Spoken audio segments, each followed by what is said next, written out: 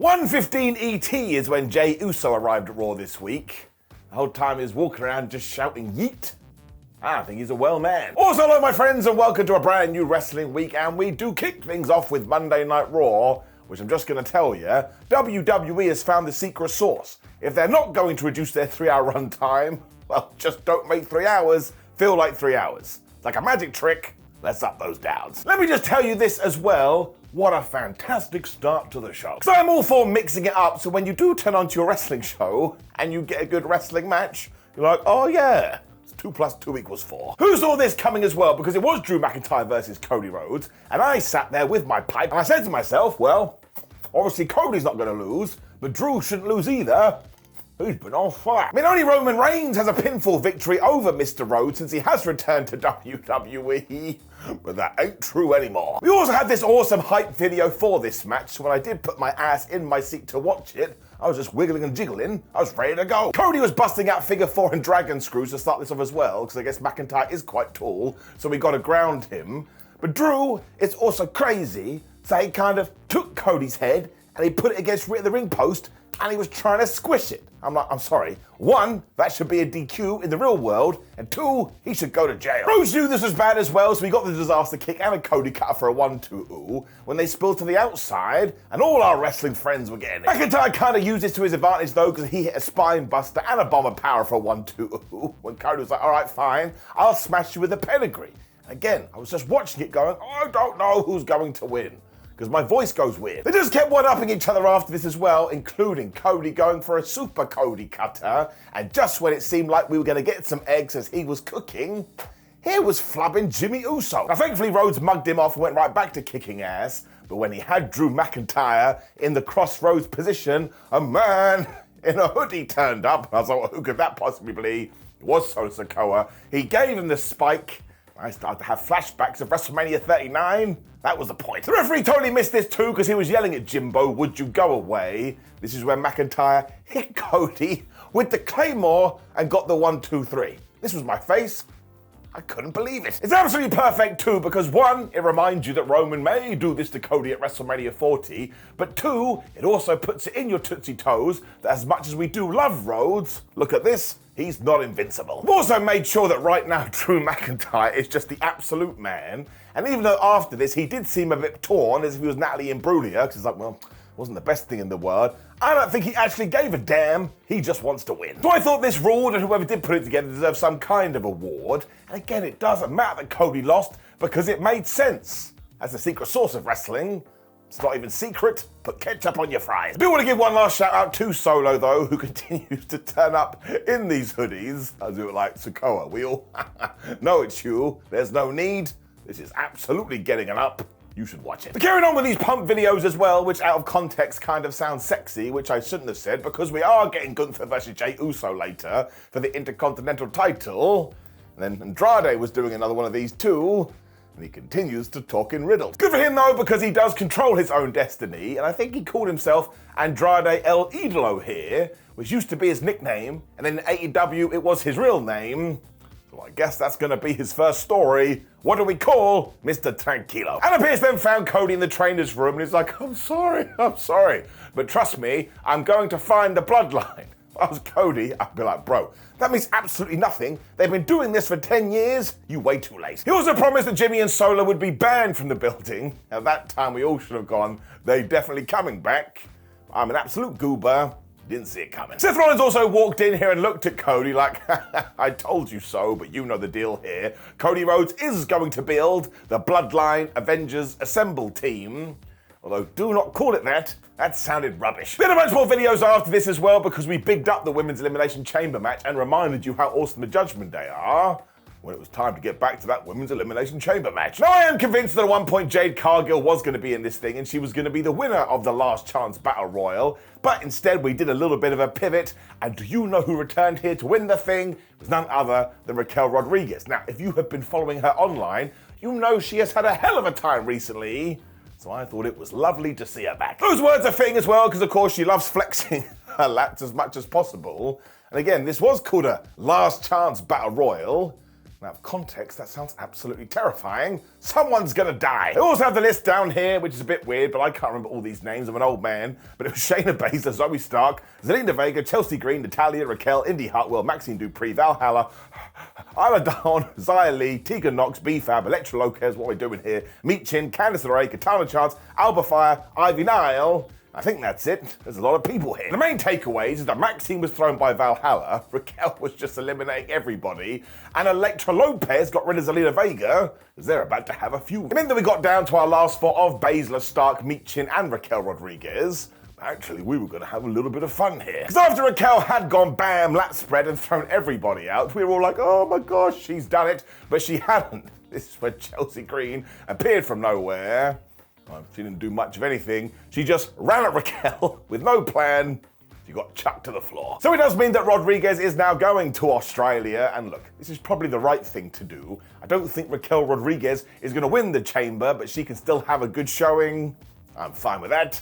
Give it an up. I'm going to throw a random down in here, though. There's every chance I'm going to mug myself off, because WWE could retcon this in about a second. But after Bronson Reed failed to make it to the chamber last week, and now Indy Hartwell has failed to make it to the chamber this week, it just feels a little bit strange that some of the Australians are not going to be on the Australian show. So I've just continued to carry on the way of being a reactionary wrestling fan and go and give it a down, even though they'll probably pop up anyway. Either way, doesn't matter.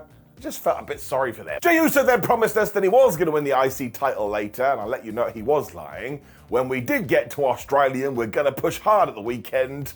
It was Rhea Ripley. Now, I genuinely can't wait for that match with Nia Jax, because Ripley is going to be so over. It's going to be one of those moments. And here we were doing that thing when Rhea Ripley was in one room and Nia Jax was in another room, but they were talking to each other, and there's a divide down the middle, so you know they're in different rooms. Michael Cole was also meant to be asking the questions too, but I think he only asked one when these two just started to yell at each other. It's why they can't be in the same room. Rhea just went off here though by saying she's not nervous or worried because she has worked for this moment, and of course this is happening in her home country, so she's gonna whip Nia Jax's ass. She also told the story about when she first joined professional wrestling, she felt like she had to be somebody that other people wanted her to be, but now she is comfortable in her own skin. As far as I can work out, this is a true story. So Rhea Ripley is a flippin' inspiration. We should all do the same. She's also the most dominant woman in WWE, which Nia Jax laughed at, because she said something along the lines of, I'm twice as big as you, and I have 3 times the talent. I've been doing the maths ever since, and I can't figure it out. I think she also told Ripley that by the end of this, she's going to cry to her mummy, because obviously she is the mammy, but also, again, she was born in Australia, so I assume her parents do live there. If you're going to do it, this is the time. They then continued to shout at each other when Rhea threw her mic on the floor and just walked away. I just think WWE's done a good job in bigging this up. Like, not in a million years do I think Ripley should lose, but I do know when I sit down and watch it, I'll be ready to go. This one is all about the spectacle, and sometimes you don't need to overthink it, which we did not. And the 180 we got after this too. Because we cut to Jackie Redmond, who was doing some kind of expose with R-Truth, with the big question being, was he ever actually in the Judgment Day? Now you just gotta go and watch this, because it is goofy wrestling for life, my favourite thing in the world. I mean, at one point, Truth was comparing this to John Cena wearing jean shorts, and how that moment will forever live in our hearts. I mean, he's right. So I just think we should all appreciate the fact that we are living in the same timeline as R-Truth. I mean, he brings me so much joy. And isn't that why we watch professional wrestling? Yes, it is. I'm gonna go watch it again now. The new WWE then took over massively, which kind of tied into earlier, because after that Cody versus Drew match, Pat McAfee was doing that thing that sportscasters do, because he was drawing on the screen saying, oh, well, look at Solo's face, and can you believe how big his finger is? He didn't say that. I'm very much a fan of this though, and here, Michael Chandler from the UFC popped up, and he got a microphone. He was like, oh, hi, Conor McGregor, I think we should fight. I was like, this is happening on Raw. Some people seem to be mad about this as well, but I totally think you're crazy. If you want wrestling to feel more legit, this is the way to do it, and you know we're gonna get the opposite at some point too. And also, I like WWE, and I like UFC, so now I'm like, holy flub, Chandler just called out Conor. It was really smart to do it with Michael as well, because he could basically be a pro wrestler. He likes cutting the old promo. More of this. It sort of worked for what was next too, because we cut straight to Chad Gable, who was in the locker room, and he looked right down the camera. He said, Ivar, you have disrespected the Alpha Academy, so you leave your group in the back, and I'll leave my group in the back, and we'll fight. We then cut to Ivar, who's all like, oh, I'm a Viking. I suppose he is. We had to have some more madness before all this, though, and I'll just sum it up in a sentence for you. This Monday Night Raw rule. Because it was the Judgment Day taking on the Awesome Truth and DIY, and honestly, this could have been a pay-per-view premium live event match. They just went crazy. Good guys all did crotch chops at one point as well, because R-Truth does think he's teaming with DX, which means I get to tell you my crotch chop story. When I was a kid, at the height of the Attitude Era, and I did one of these, and my mother turned and said, "You don't crotch your chop at me." I never did it again. Damian Priest made sure to get involved here because he was worried about where we were going when JD McDonagh got thrown into Rhea the ring post, and right at the same time, we got a hot tag to Tommaso Ciampa, who of course ran wild. Priest also got taken out with a dive, which continues on our run of every single show we have reviewed in 2024, having a dive, when all of a sudden the 1-2 oohs started, and that damn JD McDonagh was breaking them all up. We then got the shotguns that ended with Tommaso Ciampa and Finn Balor taking the other person out. What I really loved about all of it is that it was essentially built around R-Truth, because he kept coming in there and doing things. And what did this sold-out crowd do? They cheered for the man. He's the best. Eventually we got down to Damian Priest and R-Truth too, which of course has so much story to it. That's the DIY, and Miz did some dives. And when Priest went to give Truth his choke slam, R turned it into the most devastating move in all of sports entertainment, the surprise roll-up, and he got another 1-2 ooh. I bit. It just pissed off Priest though, because he was like, fine, you know what, I'm going to do it again. He hit the slam with the chokes, and he got the 1-2-3, but you could see it in his face. He was just a little bit worried. Now this should have happened, of course, because they are the tag team champions, and now we can march on to WrestleMania, where the Awesome Truth do become the champions. And again, some people have a problem with this, and that's cool, you're allowed your opinion, but go and listen to the reactions. It's the right thing to do. We then had a quick reminder that on SmackDown, The Rock had gone back to 1999, which was fine by me, when we also saw that Becky Lynch was heading to the ring. There was a great bit there too, because I swear at one point she saw a Raw banner and she was on it, so she blew herself a kiss when we were having a very serious interview with Sami Zayn. Because he has realised he's totally obsessed with Drew McIntyre, but this is not ideal, because it's not the plan. He's trying to become a champion at WrestleMania, damn it. So for now, the Scottish Warrior, he can go over there. It is super interesting though, because it's like the third or fourth week WWE has allowed Sam to talk about a title belt. So I suppose he could work his way into the World Heavyweight Championship match at WrestleMania, even though he's not in the Elimination Chamber, or he could go after Gunther and become the IC champion, or I don't know, maybe he challenges the Kabuki Warriors and becomes a women's tag team champion. We're gonna have to wait and see. I really do like this one though, because there are loads of stories in WWE that you can kind of figure out at the moment, which is a good thing. Some of them should be obvious, but this one is all cloak and dagger and mystery. It's keeping me guessing. That's a good balance to have. This is when Becky had finally found her way to the ring, and she talked about doing one of her first things she's done in a while, which is finally winning the Elimination Chamber. That will also set up the inevitable clash with Rhea Ripley. WWE hasn't been shy about this one. I mean, they may as well popped up a board that says, yeah, we are doing it at WrestleMania 40. But the board is correct, they should. She also made sure she took a shot at the Judgment Day, because that's the only reason Rhea Ripley has got to where she has got to. And right now, Rhea should be scared, because Becky is better than ever. I was like, what a baby face. She also had another great line, because she was all like, look, I don't actually have anything against any of the other women in the chamber, apart from maybe Tiffany Stratton. But as she had started dropping names, of course that ties into Wrestling Rule 14.9, so who walked out? Liv Morgan. Now she was totally done with Becky talking about Rhea Ripley, because you don't know what's going to happen. Also, it was Rhea that took me out. I lost months of my career, so now I need revenge. It's like, huh, she's back now. Raquel was then back again, and she was doing the whole flexing thing because she has to do that. And thankfully she said this. She was like, listen, all this is great and all, but you do know after the Elimination Chamber, Nia Jax could be the champion. Again, she won't be, but somebody had to say it. Naomi then made sure this did feel like a segment from 2019 WWE, because she walked out, but she too had a point. I'm not back here to be part of the numbers. I want to get to the tippity top. When out came the wonderfully insufferable Tiffany Stratton.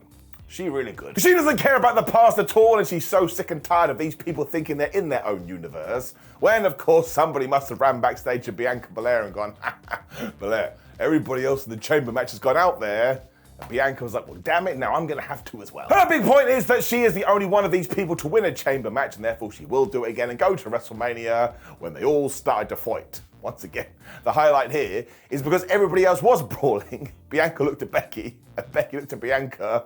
They just went shrug emoji, and they threw some bones too. Now, I will admit this was slightly hit and miss just because it did feel a little bit stereotypical, but actually, it also felt a lot less scripted.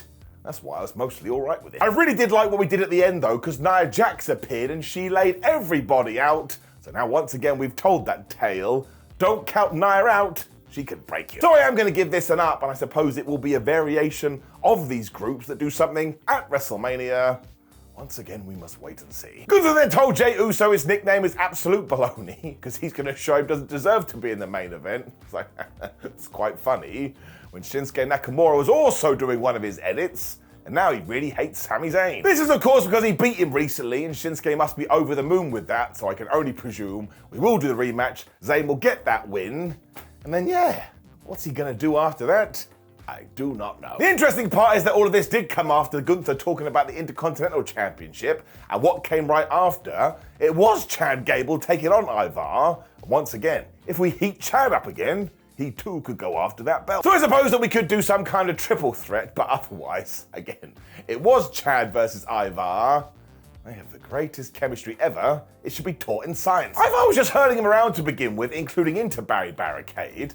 This is when I got annoyed. I was like, why is everyone going after Barry this evening? Have we all forgot he passed away last year? In a panic though, Chad did go after the leg when he also tried to hit the German suplex, but totally failed. When he busted out the most devastating move in all of sports entertainment.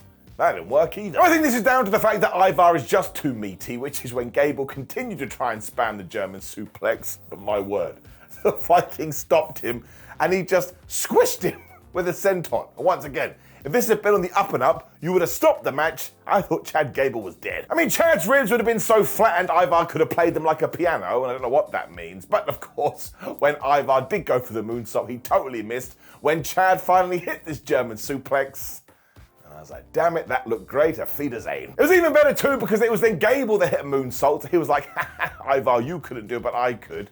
When he instantly transitioned to the ankle lock, and that was so damn smooth. And honestly, almost instantly, Ivar did tap out. I was like, well, that's the way to do it. Now this move, ironically, looks totally devastating. The Alpha Academy also came out to celebrate with Chad afterwards, so like we just talked about. Clearly we're doing something with him. I don't think we did this by accident. So maybe he is the guy to topple Gunther at WrestleMania. We shall wait and see. But either way, he is a flipping good talent, as is Ivar.